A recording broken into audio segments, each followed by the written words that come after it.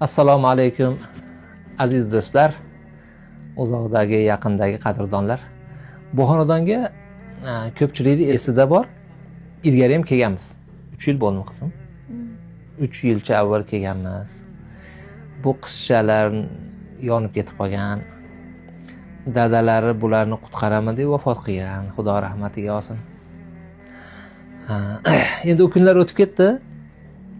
Lekin yana bir mashaqqatli ishlari bor. Mana bu qizchamizni qo'llari, oyoqlari qatib qolyapti ekan.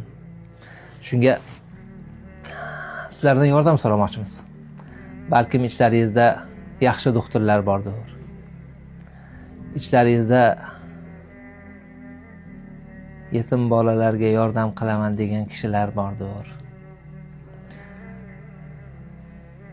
Bularga yordam qilgan, bularga yordam berib, boshini silagan, dardini aritganlarni Alloh dardini aritsin. Biz sizlarga bularni telefon raqamlarini va plastik kartalarini beramiz. Hozir Andijondamiz, operatsiyalar Toshkentda bo'lar ekan. Kimdir Toshkentda bularni mehmon qilgisi kelar.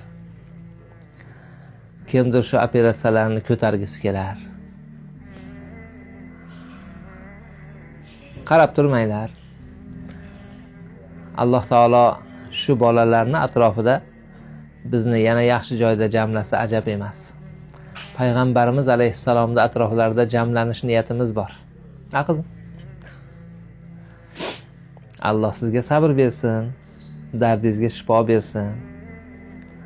Yaxshi bo'lib qoling. Sizga yordam berganlarga Alloh ikki dunyoda yordam bersin. Duo qilib turing, Omon bo'linglar.